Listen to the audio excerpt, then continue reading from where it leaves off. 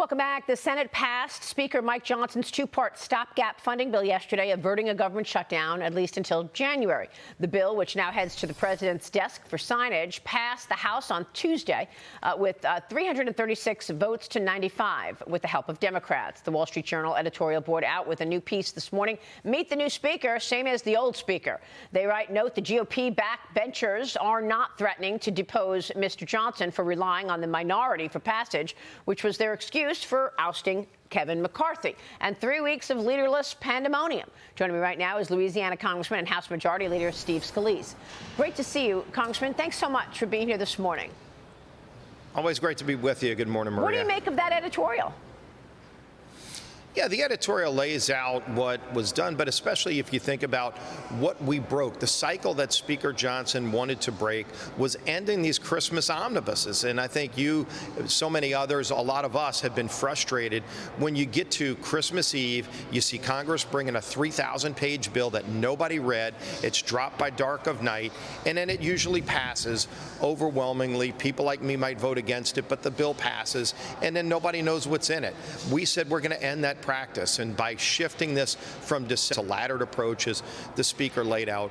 But it gets us beyond Christmas. It doesn't have these midnight showdowns during Christmas Eve where nobody knows what's in a bill. We're actually going to be able to take bills in pieces. We're trying to get all of our appropriations bills moved one at a time or a few at a time, as opposed to big, large packages. That's the biggest change in Washington. It's been needed to happen for a long time. That's what happened earlier this week. Yeah, I mean, it's interesting that you don't have the kind of pushback from certain members about a continuing resolution, but, you know, they were pressuring Kevin McCarthy not to do anything like this, and yet we're waiting until February to change the spending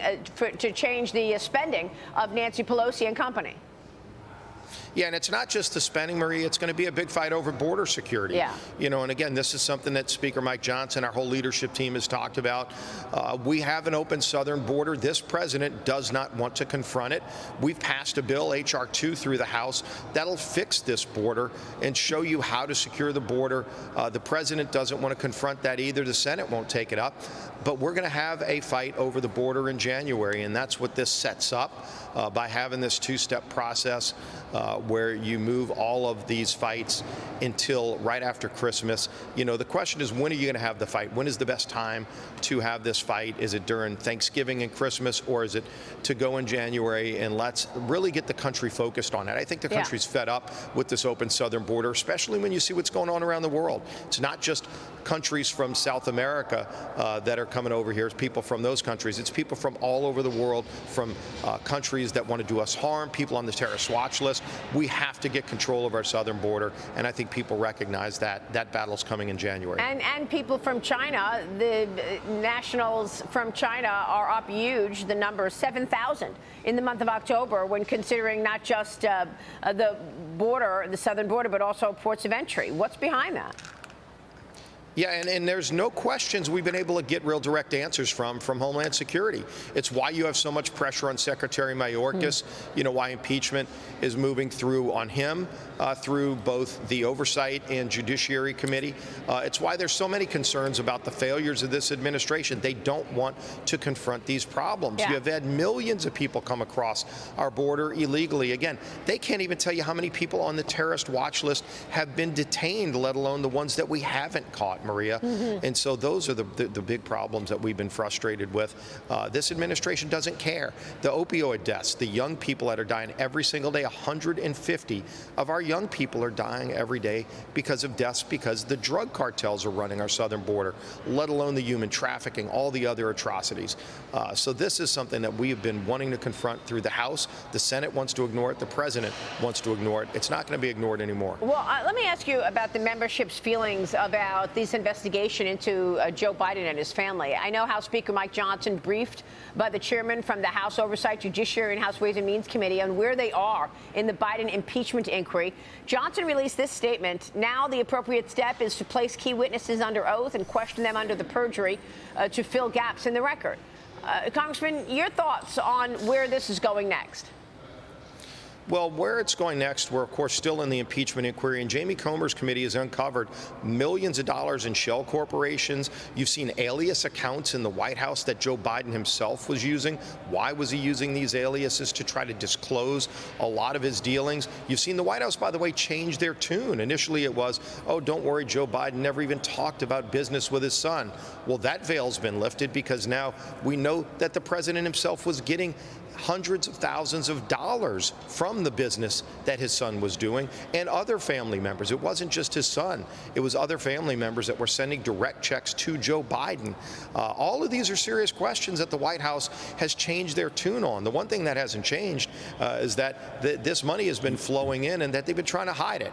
And so it's been exposed by Jamie Comer. Jim Jordan's committee is going to be working on it as well as Chairman Smith's committee. So all of these committees are working to get the facts out, and I think it's all about getting the facts out, and the facts aren't good for the White House. The facts aren't good for President Biden. Well, especially since we're watching two wars underway. Iranian-backed forces have attacked U.S. bases in Iraq and Syria at least 57 times since October 17th.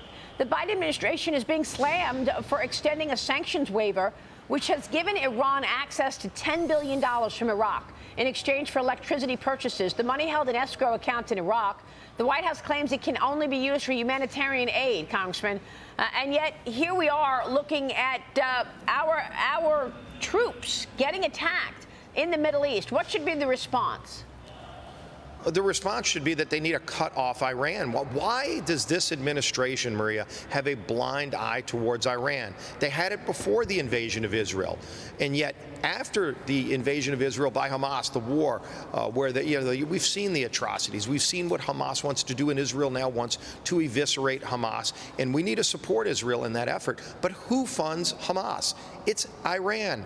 And yet President Biden, you can go back to the hostage swap almost a year ago. $6 billion this president wants to free up to give to Iran on a hostage swap. We have that money frozen right now, and we have a bill that we're bringing to the House floor right after Thanksgiving to make sure that Iran doesn't get that money. The Ayatollah has made it clear if he gets the $6 billion, it's fungible money, meaning he can spend it on whatever he wants, not just humanitarian purposes. He can spend it funding terrorism like Hamas, which is what Iran has always done. And then you see this $10 billion in ease sanctions. Why, for God's sake, would this administration be easing sanctions on Iran? And it goes back to energy, because President Biden has such a horrible American energy policy. He shuts down American energy, but he lets Iran sell their oil on world markets. He encourages Russia, Venezuela, other bad actors to send their oil and make billions of dollars. Iran has made almost $80 billion since President Biden has been in office selling their oil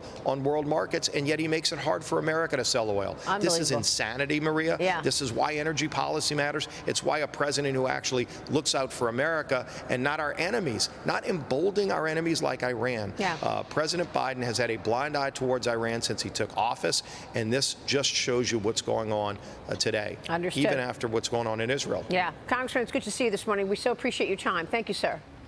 Always great being with you. Thanks, All right. Maria. Steve Scalise in D.C.